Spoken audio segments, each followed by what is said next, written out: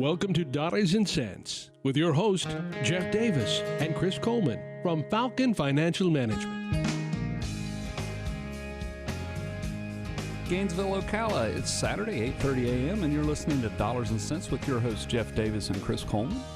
Jeff Davis, certified financial planner, president of Falcon Financial Management, creator of the integrated wealth management process, a man recognized by Barron Magazine as one of the top 500 advisors in the country, and recently inducted in the University of Florida Athletic Hall of Fame in the category of wrestling. My name is Chris Coleman. I'm a partner at Falcon Financial Management and someone who's very happy to be here with you this morning. Behind the glass, we have Lisa Meadows. Lisa, how are you? Oh, excellent. Outstanding. Thank you for that pleasant greeting in Espanol this morning. Oh, de nada. Gracias, señora. Gracias. That's a total of my Spanish, Mr. Davis. You have recently been exposed to some serious Spanish. Oh, yeah. Hola, señor. Hola, señor. That's it. Apparently, we all know how to say hello, thank you, and thank you again. You're leaving. Más tequila, ¿dónde está las baño? Oh, yeah. Sí, señor. Muchas gracias. Jeff was kind enough to, I don't know if I should, with that, the gift that you were kind enough to bring me, a bottle of high-quality tequila, compliments of Mexico. I want to add that is in my freezer. Was not partaken of last night, celebrating the wife's birthday. It wasn't actually her birthday, but friends, we went out in preparation for the birthday, the 2-week-long celebration that will be Nancy Coleman's birthday. Very, very excited about that. Heard a great band by the name of the String Kings, who was playing at the Great Outdoors Cafe last night. This guitarist played everything from Jimi Hendrix to the Foo Fighters. What a great band they were. Outstanding experience. 53.1. Man, that's fantastic. We're talking about the ISM Index, the number released by the Institute of Supply Managers that we've put a tremendous amount of weight in over the years as an indicator of things to come. It's been one of the most consistent indicators that we've had. I was just wondering if I'm looking at the right one there, my friend. Oh, gotcha.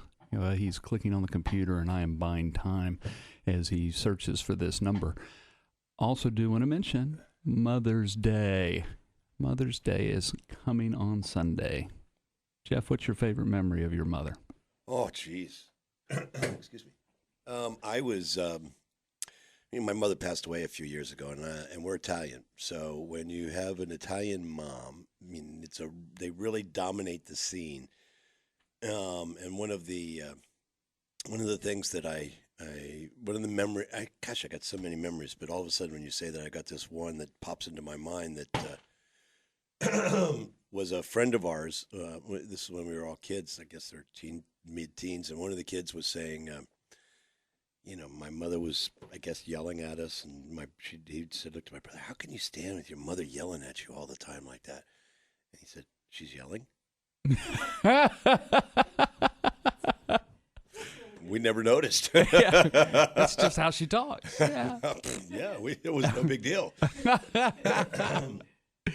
So, my shrinking Italian mother, with the 8-foot-long finger. Oh boy, she could reach up from 4'10" to grab me by the cheeks and just shake them. What's the matter with you? What's the matter with you? Oh, my boy. Yeah. And it was as a first generation American, there's a lot of that I am the child of an immigrant. So, as most of us are, but really, the coming in, I've seen pictures of the boat that they came in on through Ellis Island and everything else, and it's just really interesting to see, that whole process. So that's the biggest.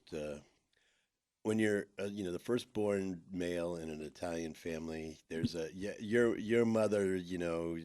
I can remember I was thinking about this last night, and I'm wandering really off here, but my mother used to call it the fontanelle. It's this thing at the top of your head. And when I was born, mine didn't close as fast. Does that make you an airhead? Sorry, I couldn't resist. You couldn't resist, but but I remember it was as I grew up, it was a big deal that they took me to specialists and everything. Is he going to be okay? Will it close? When will it close? Blah blah blah. Well, when you hear the firstborn son of an Italian mother, my mother said that what that was my brain was so big that it couldn't close yet. So I have an advantage over everybody in life because I'm going to be smarter. And that was, she preached to me from the time I was just barely born, because of this, you're going to be greater.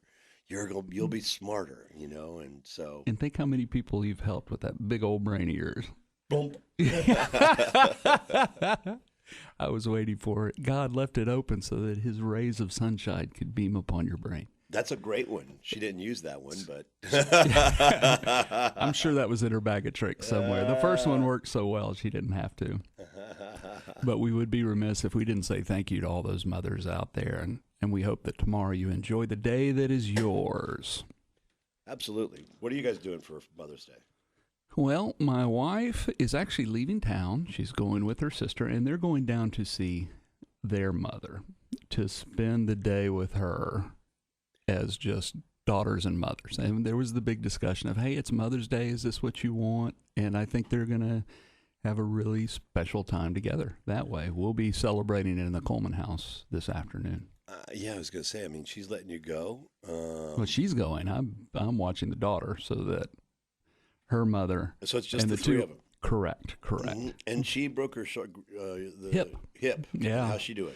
She's doing good. She's on the replacement mend. Phyllis was playing a rousing game of ping pong and had to back up to hit a smashing forehand across the table and found the rug and proceeded to let gravity take hold and re-break a hip that had been broken before. And we had Phyllis bouncing between our house and the Woodwards for about 3 months. A week here, a week here, a week here.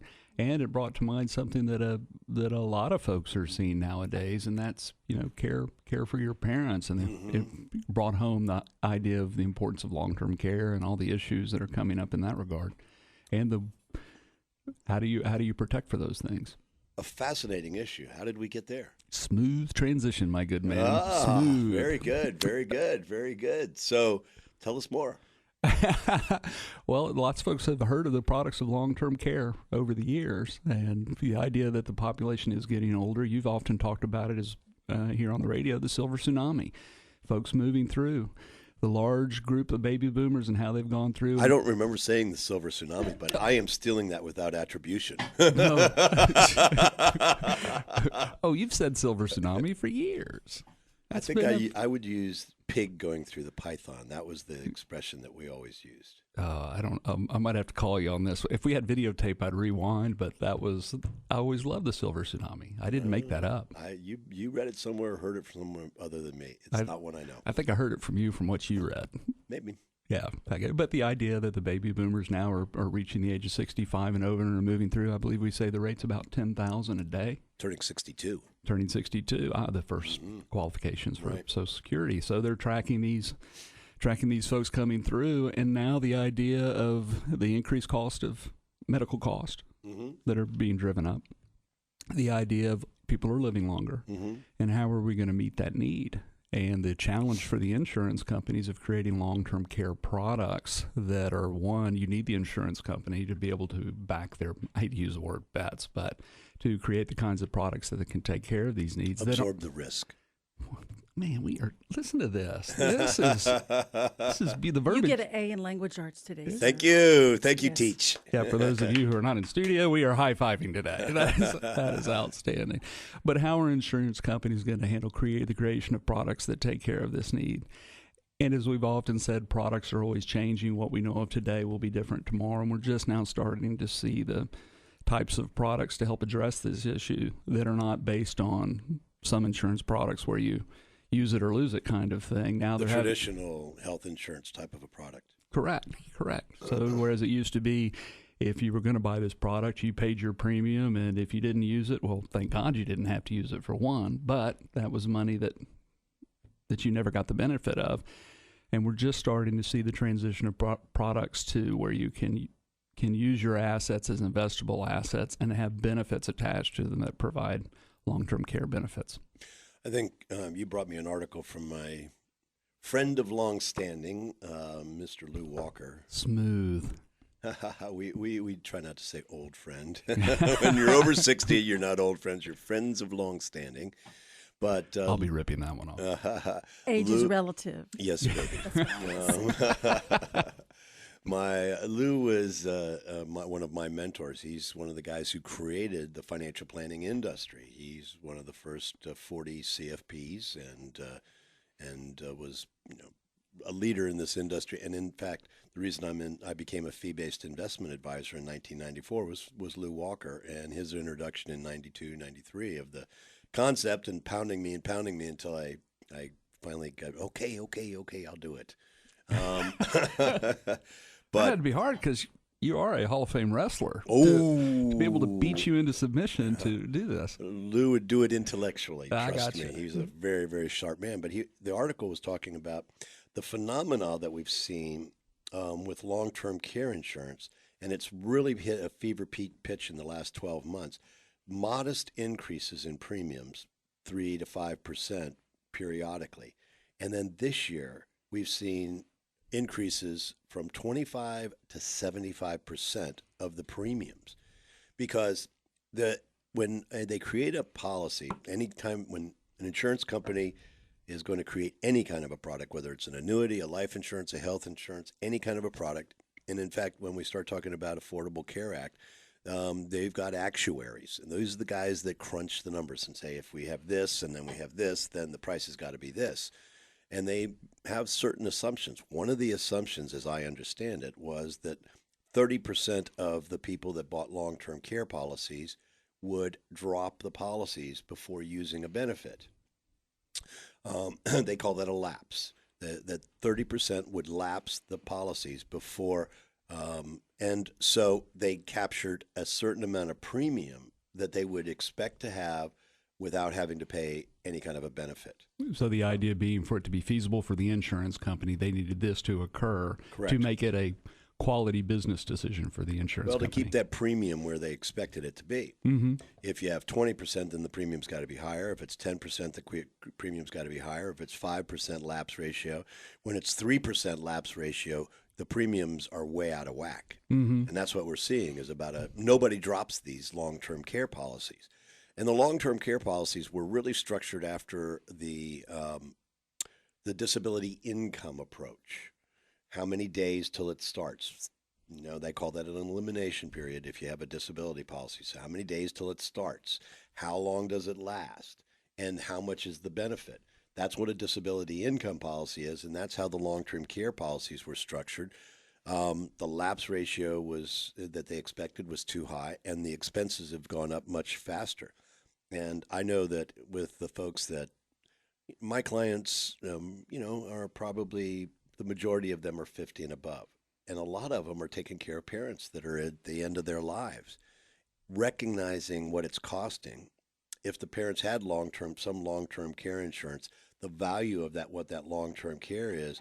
So how do I get it, and how can I afford it? That's really now become the evolution. Oh yeah, and so the objections that I always heard were, it costs the sticker shock. It costs a lot of money. Yeah, it does, but usually it's the annual premiums would be what the cost of 1 month or less was going to cost you. So if you actually were going to use it, it's a good deal. Mm-hmm. The fact that if I don't use it, I've spent a lot of my money on something at the end of my life. I could have been using it for my children. I could have been using it for fun. I could have been using it for a lot of things.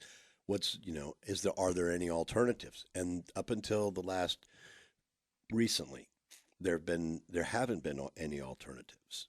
Now we do have an alternative, and it's intriguing. And in fact, we just finished our first case in using this alternative. And what's interesting is that they are making changes in their product. I was just about to go there. That the things are changing so rapidly. Mm-hmm. And we have someone else coming into our office this coming week that we're looking at another product and another potential solution. Mm-hmm. Because basically, what the concept is, instead of using the disability insurance contracts as a model, they've used a life insurance contract as a model. And what the life insurance contract is doing, and it can be especially attractive today, because of the low interest rate environment. And let's say, for example, somebody's got $25,000, $50,000 sitting in a certificate of deposit. They're not getting much of an interest. You could move that $50,000 from a CD and to make a one-time deposit into the insurance policy. Now, these are specially designed life insurance policies. They're not a traditional. They buy the least amount of life insurance that they possibly can, kind of duplicating the old single premium whole life idea. Mm-hmm. And these numbers are not exact, so don't hold me to them. But if you put in $50,000, it creates $125,000 of death benefit. That death benefit is then creating a pool of 2 times what that death benefit is, or $250,000 pool of money that you can go to and draw from for paying your long-term care costs. And then the way you can draw it is structured much like the traditional benefit. It's some dollars a month. You got to have you have to have an elimination period, but you can have access to this pool of money, and you can draw down from that pool of money. As you draw down, for every $2 you would use, the $1 of life insurance would be reduced. The key to this is if you don't use it all, there's still going to be money on the table that'll be paid back to your family as a death benefit. If you never use it, when you die, your family gets not only the deposit, but a significant increase, and they get it on an income tax-free basis. So you've taken out the variable of use it or lose it. And even better, the way that it's structured in terms of the cash values, if you wanted to say, I don't want the policy, at the end of 1 year, 10 years, whatever it would be, it's guaranteed that the amount of money that you've put into it is going to be paid back to you. So if you change your mind and you don't want it, you can get the money back. So you can get the money back if you don't want it anymore. If you haven't used it when you die, your family gets the money. And if you're going to use it, you have the ability to use it. One of the primary companies out there that did this was called Lincoln Money Guard. They're not the first. I think we're actually talking with the folks that really created this idea. We've talked to them once, and we'll be finalizing some alternative solutions with them this next week or so. But the Lincoln Money Guard had, it's designed and recognized that some people are not going to have great health. Mm-hmm. But in doing that, they have just, the client that we did was 76.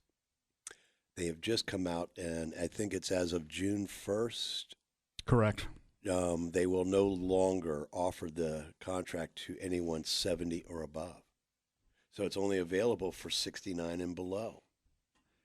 In a crazy sort of way, and hang in there, don't backhand me when I go here for this. It gives me a certain sense of security when the insurance companies adjust their products based on a high rate of demand. It shows a certain amount of responsibility on their part of, all right, we've got these obligations that we have to meet. We can't offer that benefit anymore. Mm-hmm. Where on the security side, I don't know that happened all the time. No, but they've got to be establishing reserves for every one of these contracts. Mm-hmm. You got to have a bigger reserve for older people, and they've been very popular. Mm-hmm. This is all of a sudden, this concept makes sense. Especially, there's a couple of other ways that you can look at this. Let's say, for example, that you have an annuity. You've had an annuity for 10, 15, 20 years, mm-hmm. and you've saved money in it, but you don't want to use it. You're planning on letting it grow, maybe passing it on to your children, your grandchildren, your wife, your husband, something like that. You don't have an immediate income need for that annuity. There's ways that we can use that annuity, and State Life has, some people, not everybody can transfer an annuity into a life insurance contract. There's a special way to have it done. Mm-hmm. There's been but State Life, one of the companies that we're talking with, has the ability to be able to use that old annuity that you might have to be able to fund this idea and get it in, essentially take it from that annuity into a life insurance contract. Like a 1035? A 1035, but I think it's a portion each year is what you're being able to 1035. And maintain the tax benefit? Mm-hmm. And get that money moved into a long-term care life insurance policy. Another idea would be if you have several life insurance policies, you're now 65, 70 years old, you've established you've got a retirement plan, you've got a significant savings. Why do you need the life insurance? Is it just there to, because you've had it all your life and you want your family to be able to get it? That's a great idea. Why not consider taking those old life insurance policies that you really don't have a need for? Mm-hmm. Consider rolling them up together and bringing them to us as using what's called a 1035 tax-free exchange. We can exchange the cash values of those old policies into a new policy that is designed not only to give you the death benefit, but access to a pool of money to be able to afford your long-term care insurance. You have a CD that's you've got several CDs. What am I going to do with these CDs? I get a 0.5% interest or less on my CD. This is an idea that you may want to consider moving those low-performing CDs into this idea, because essentially, if you put $50,000 from your CD, which is earning nothing, into the cash value of this policy, if you want the money, you can always get your $50,000. If you had an emergency, you can go and get this out of the life insurance policy. That cash value, that deposit that you made is guaranteed. Now it's been multiplied by a death benefit. And then that death benefit's multiplied to provide the long-term care pool.